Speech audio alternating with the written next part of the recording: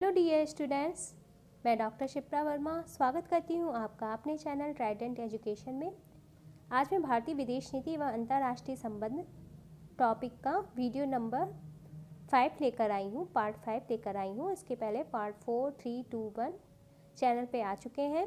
Assistant professor exam 2021 और जीएसई lecturer exam 2021 करके मैंने प्लेलिस्ट बना दी है इस नाम से, तो आप लोग इस प्लेलिस्ट पे जाके इजीली इन वीडियोस को देख सकते हैं, या फिर इसके आई बटन पे और इन स्क्रीन पे मैं इन वीडियो के लिंक दे दूंगी, तो आप लोग इजीली उन पर क्लिक करके उन वीडियोस को देख सकते हैं। इन वीडियोस के पीडीएफ आपको मेरे टेलीग्राम चैनल पर मिल जाएंगे। टेलीग्राम चैनल का लिंक मैं इस वीडियो के डिस्क्रिप्शन में दे दूंगी, तो आप लोग डिस्क्रिप्शन में जाकर टेलीग्राम चैनल के लिंक को क्लिक करके मेरे टेलीग्राम चैनल को ज्वाइन कर सकते हैं। मैंने जितने भी अभी तक वीडियोस बनाए हैं उन सभी के पीडीएफ आपको मेरे टेलीग्राम चैनल पर ही मिलेंगे। और आप लोग मुझे कमेंट सेक्शन में अपना स्कोर ज़रूर बताया करिए कि आपने कितना स्कोर किया, ठीक है। डेली मैं 10 क्वेश्चन डिस्कस करती हूँ और वीडियो के रिस्पांस पर डिपेंड करेगा कि मैं इन क्वेश्चन की संख्या बढ़ाऊँ कि ना बढ़ाऊँ, लेकिन मैं 10 क्वेश्चन डेली डिस्कस करती हूँ जो कि मोस्ट इम्पॉर्टेंट क्वेश्चन होते हैं और जिनकी पूछे जाने की संभावना होती है। अब आप मुझे इंस्टा पे भी ज्वाइन कर सकते हैं।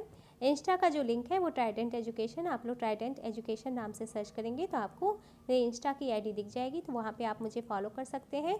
अपनी क्वेरीज़ वहाँ मुझे सेंड कर सकते हैं। कमेंट सेक्शन में आप लोग मुझे बताया करिए कि आपको वीडियो कैसा लग रहा है। तो आज का पहला क्वेश्चन है, एक तरफ लेखक है और दूसरी तरफ उनसे रिलेटेड बुक्स हैं जो उन्होंने लिखी हैं। तो ए में है स्टीफन क्रेसर, उनके सामने empire of civil society. B में है जे रोजनबर्ग, उनके सामने from international to world society. C में है ई एम वुड, उनके सामने इंटरनेशनल रेजिम्स। और डी में है बेरी बुजान, उनके सामने है एम्पायर ऑफ कैपिटल। मैं 1 सेकेंड का वेट करूंगी, उसके बाद आपको आंसर बताऊंगी। आप लोग चाहें तो वीडियो को पॉज कर सकते हैं। दिए गए कोड की सहायता से आपको अपना आंसर बताना है। आप लोग नोट पैड लेकर बैठा करिए और आप लोग नोट किया करिए कि आपने कितने क्वेश्चन के आंसर सही किए हैं। जो भी क्वेश्चन मैं डिस्कस कर रही हूँ उनसे रिलेटेड इंपॉर्टेंट फैक्ट्स मैं इसी वीडियो में आपको बताऊंगी, और ये सभी जो क्वेश्चन मैं डिस्कस कर रही हूँ मोस्ट इंपॉर्टेंट क्वेश्चन है जो कि एग्जाम में पूछे जाने की संभावना है। तो इस क्वेश्चन का राइट आंसर है ऑप्शन बी।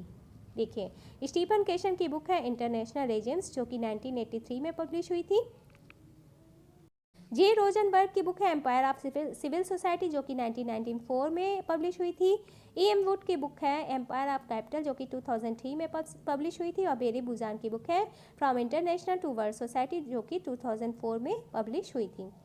देखिए, आपको क्रम में लगाने के लिए भी पूछा जा सकता है, तो आप लोग चाहें तो वीडियो को पॉज करके इन बुक जो इनकी बुक्स हैं उनके पब्लिश का ईयर भी नोट डाउन कर सकते हैं। देखिए, जो इंटरनेशनल रेजिम्स है जो वो 1983 में पब्लिश हुई थी और ये बुक है स्टीफन क्रेसर की।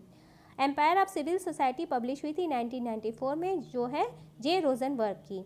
एम्पायर ऑफ कैपिटल 2003 में पब्लिश हुई थी, यह है ई एम वुड की। और बेरी बोजान की बुक है from international to world society जो कि 2004 में पब्लिश हुई थी। तो ये था क्वेश्चन से रिलेटेड एक्स्ट्रा फैक्ट। दूसरा क्वेश्चन है आज के प्रैक्टिस सेट का, निम्नलिखित में से कौन टूवर्ड्स इक्वालिटी रिपोर्ट के सदस्य नहीं थे? आपके ऑप्शन ए लोधिका सरकार, ऑप्शन बी नीरा डोगरा, ऑप्शन सी बीरा मजूमदार और ऑप्शन डी सुशीला नायर। इनमें से कौन टूवर्ड्स इक्वालिटी रिपोर्ट के सदस्य नहीं थे, आपको ये बताना है। तो इस क्वेश्चन का राइट आंसर ऑप्शन डी। देखिए, सुशीला नायर जो थी वो टूवर्ड्स इक्वालिटी रिपोर्ट की सदस्य नहीं थी। टूवर्ड्स इक्वालिटी रिपोर्ट भारत में महिलाओं की स्थिति पर समिति का रिपोर्ट का शीर्षक था, जो कि 1974 के इस दस्तावेज में भेदभावपूर्ण सामाजिक सांस्कृतिक प्रथाओं, राजनीति व आर्थिक प्रक्रियाओं को उजागर करते हुए स्वतंत्र भारत में महिलाओं के आंदोलन की नींव रखने के लिए कहा गया। रिपोर्ट के निष्कर्षों ने सरकार की शिक्षा और महिलाओं के सवाल को फिर से खोल दिया। तो इस क्वेश्चन का राइट आंसर ऑप्शन डी, ठीक है। चलिए देखते हैं नेक्स्ट क्वेश्चन। क्वेश्चन है आपके सामने, निम्नलिखित में से कौन सा कथन असत्य है, आपको ये बताना है। पहला कथन है ए, न्यू डेवलपमेंट बैंक ब्रिक्स राष्ट्रों द्वारा स्थापित एक बहुपक्षीय विकास बैंक है। ऑप्शन बी है एशियन इंफ्रास्ट्रक्चर इन्वेस्टमेंट बैंक चीन के प्रयासों से स्थापित एक बैंक है। ऑप्शन सी है विश्व व्यापार संगठन उन देशों को सर्वाधिक अल्प विकसित देशों की मान्यता प्रदान करता है जिन्हें संयुक्त राष्ट्र संघ ने ऐसा नामोदिष्ट किया है। और ऑप्शन डी है अंतर्राष्ट्रीय वित्त निगम विकासशील देशों में राजनीतिक जोखिम बीमा प्रदान करता है तथा निजी क्षेत्र के विकास को प्रोत्साहन प्रदान करता है। आपको ये बताना है कि इन चारों कथनों में से कौन सा कथन जो है वो सत्य नहीं है यानी असत्य है। आपके साथ मैं जो क्वेश्चन पढ़ रही हूँ उसका आंसर जब मैं दे रही हूँ तो आप लोग मेरे साथ ही अपना आंसर कमेंट करने की कोशिश किया करिए। तो इस क्वेश्चन का राइट आंसर ऑप्शन डी। देखिए, कथन असत्य है। अंतर्राष्ट्रीय वित्त निगम विकासशील देशों में राजनीतिक जोखिम बीमा प्रदान करता है तथा निजी क्षेत्र के विकास को प्रोत्साहन देता है, ये कथन गलत है। देखिए, अंतर्राष्ट्रीय वित्त निगम जो है उसकी स्थापना हुई थी 20 जुलाई 1956 को और इसका मुख्यालय वाशिंगटन डीसी में है। यह संयुक्त राष्ट्र का विशिष्ट अभिकरण है। अंतर्राष्ट्रीय वित्त निगम विश्व बैंक के क्रियाकलापों में अपना सहयोग देता है जिससे कम विकसित सदस्य देशों में उत्पादनशील निजी उद्योगों को प्रोत्साहन दिया जा सके। यह स्वयं को विकासशील देशों में निजी क्षेत्र की परियोजनाओं के लिए प्रत्यक्ष वित्त के विशालतम स्रोत के रूप में स्थापित कर चुका है। तो ये था इस क्वेश्चन के बारे में एक्स्ट्रा फैक्ट। इस क्वेश्चन का right answer option D. Question है आपके सामने सूची मूल्यांकन का है। तो एक तरफ समझौता या समूह के बारे में दिया गया है और दूसरी तरफ उनसे रिलेटेड जो फैक्ट्स हैं वो दिए गए हैं। तो आपको कूट की सहायता से अपना आंसर बताना है। तो वासेनार समझौता है ए में, उसके सामने रासायनिक एवं जैविक हथियारों के प्रसार को रोकना। बी में है ऑस्ट्रेलिया समूह, उसके सामने परमाणु हथियारों का अप्रसार।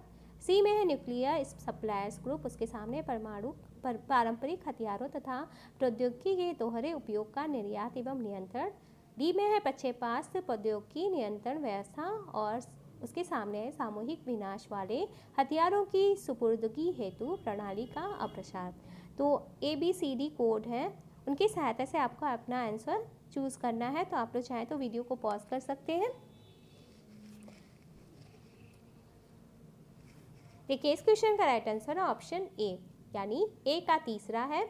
जो वासेनार समझौता है वो 1996 में हुआ था और ये पारंपरिक हथियारों तथा प्रौद्योगिकी के दोहरे उपयोग का निर्यात एवं नियंत्रण करता है। ठीक है। बी का है संबंध ए पहले कथन से, यानी ऑस्ट्रेलिया समूह जो है वो 1985 में इस्टेब्लिश हुआ था। इसका संबंध है रासायनिक एवं जैविक हथियारों के प्रसार को रोकना। फिर सी में है न्यूक्लियर सप्लायर्स ग्रुप जो कि 1974 में इस्टेब्लिश हुआ था। इसका संबंध है परमाणु हथियारों के अप्रसार से। और ऑप्शन डी है प्रक्षेपास्त्र प्रौद्योगिकी नियंत्रण व्यवस्था यानी MTCR, ये 1987 में इस्टेब्लिश हुआ था और इसका उद्देश्य है सामूहिक विनाश वाले हथियारों की सुपुर्दगी हेतु प्रणाली का अप्रसार। ठीक है। तो इस क्वेश्चन का राइट आंसर ऑप्शन ए और ये था इससे related extra fact. Question assertion और रीजन का है। आपको बताना नीचे जो दो कथन दिए गए हैं, एक को अभिकथन ए और दूसरे को तर्क आर कहा गया है। तो नीचे दिए गए कूट से सही उत्तर को आपको चुनना है।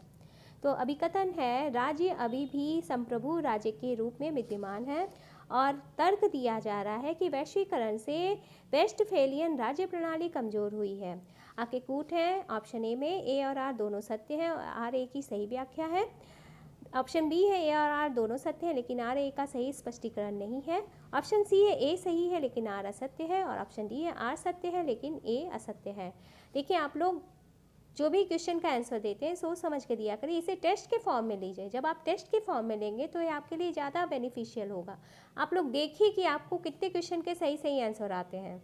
तो एक तरह से इससे आपकी प्रैक्टिस होगी, आप लोग एग्ज़ाम के लिए प्रिपेयर होंगे। क्योंकि अगर आप लोग डेली पढ़ाई करते हैं, सेल्फ स्टडी करते हैं, लेकिन अगर आप प्रैक्टिस सेट नहीं लगाते हैं तो जब आप सडनली एग्ज़ाम को फेस करेंगे तो आप में उतना कॉन्फिडेंस नहीं रहेगा।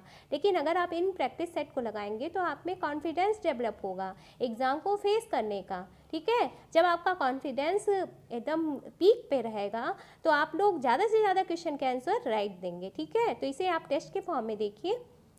तो इस क्वेश्चन का राइट आंसर ऑप्शन बी, यानी ए और आर दोनों कथन और तर्क दोनों सही हैं लेकिन आर ए का सही स्पष्टीकरण नहीं है। ठीक है, लेकिन तर्क जो है वो कथन का अभिकथन का सही स्पष्टीकरण नहीं करता है, क्योंकि राज्य अभी भी संप्रभु राज्य के रूप में विद्यमान है। हालांकि वैश्वीकरण से वे वेस्टफेलियन राज्य प्रणाली कमजोर हुई है।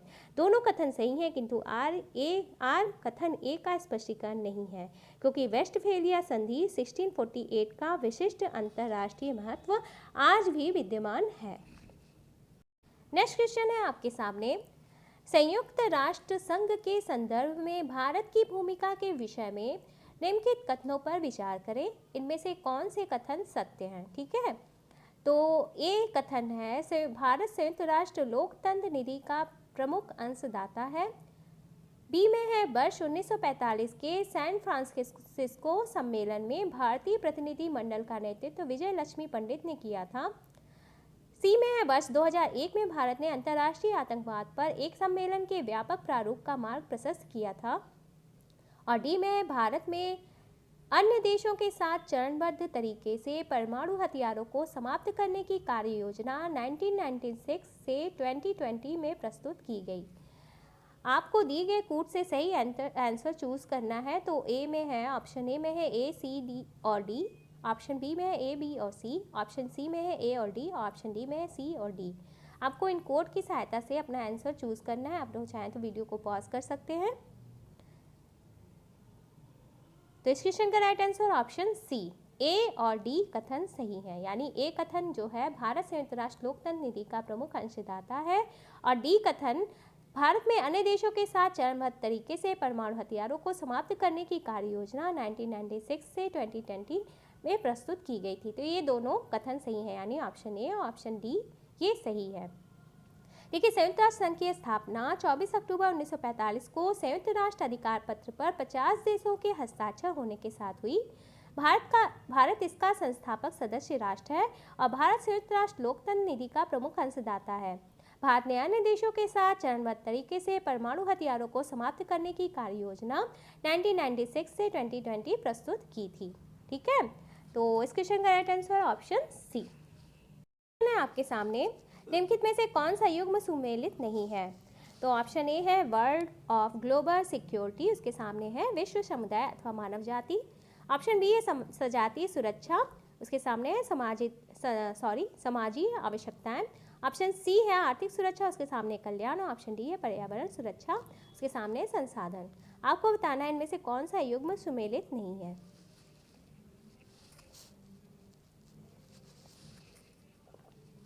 तो इस क्वेश्चन का right answer option B.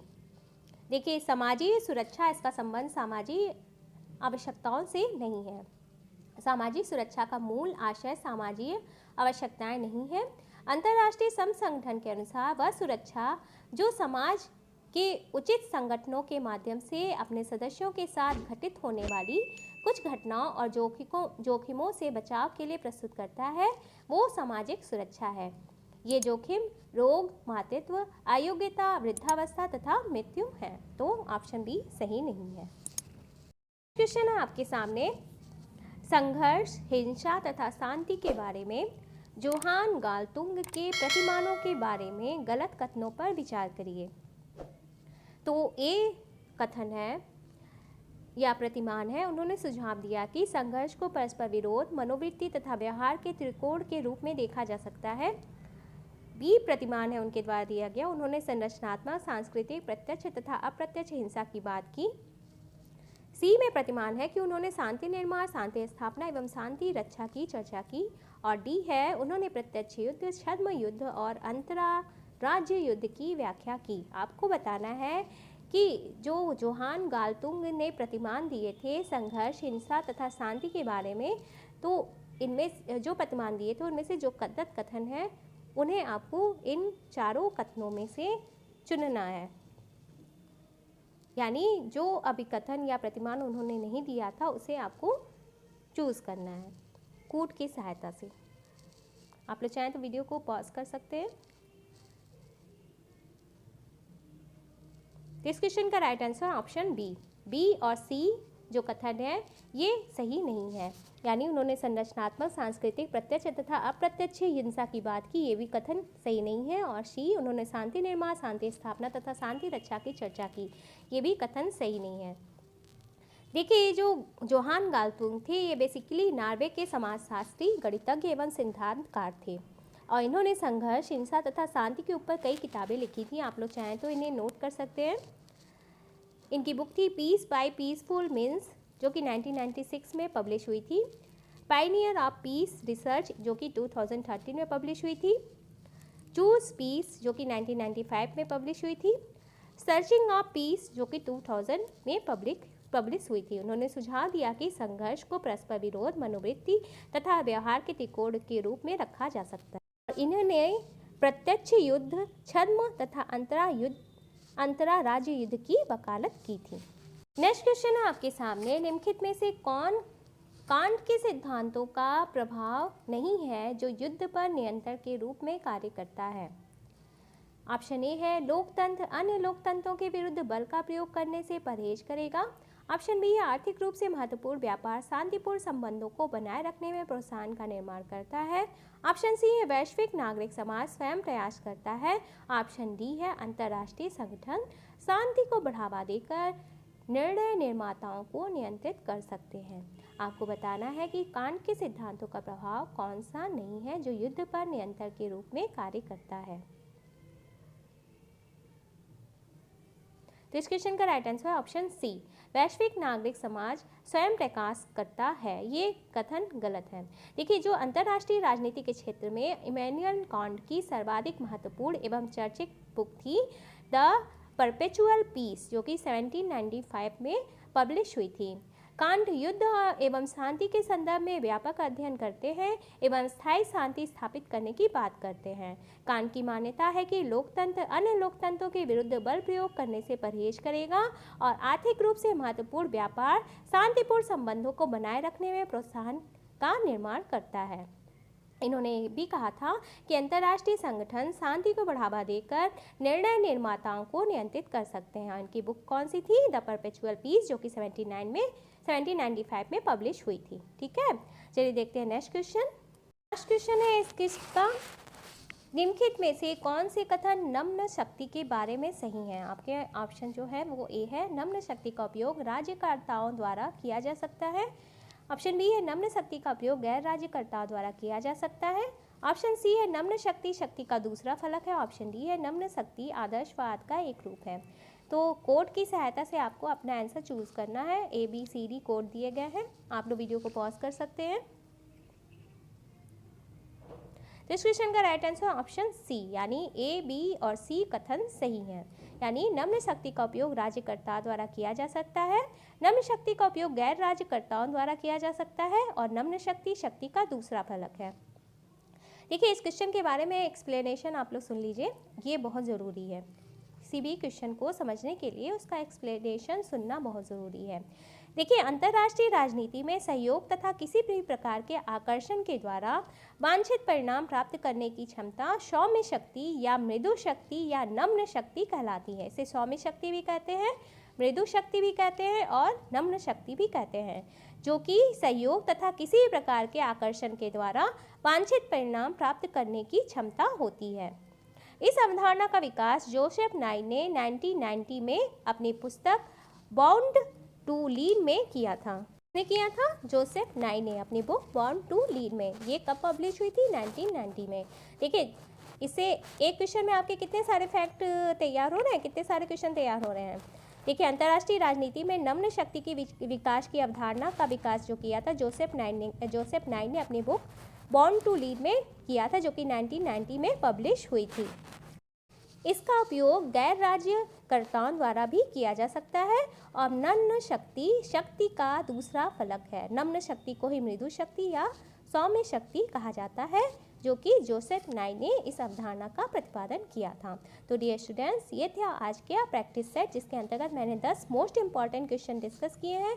I hope आपको ये वीडियो पसंद आएगा, तो आप लोग इसे ज़्यादा से ज़्यादा लाइक करेंगे, शेयर करेंगे। शेयर करने के लिए आप लोग व्हाट्सएप ग्रुप, टेलीग्राम ग्रुप और फेसबुक ग्रुप पे इन वीडियो को शेयर कर सकते हैं और मेरे इस प्रयत्न में अपना सहयोग प्रदान कर सकते हैं, क्योंकि विदाउट शेयरिंग ये वीडियो जो आपके लिए इम्पॉर्टेंट है, विदाउट शेयरिंग ये वीडियो अधिक से अधिक नीडफुल स्टूडेंट तक नहीं पहुंच सकते। तो इसलिए इन वीडियोस को ज़्यादा से ज़्यादा शेयर करिए। चैनल पर नए आए हैं तो प्लीज़ सब्सक्राइब द चैनल और बेल के आइकन को ऑल की नोटिफिकेशन पर सेट कर दीजिए ताकि मेरे आने वाले सभी वीडियो की नोटिफिकेशन आपको टाइमली मिल सके। आप लोग कमेंट करके मुझे ज़रूर से बताइएगा कि आपको वीडियो कैसे लग रहे हैं। तो अगले प्रैक्टिस सेट के साथ आपके सामने फिर से प्रस्तुत होंगी। तब तक के लिए बाय, टेक केयर।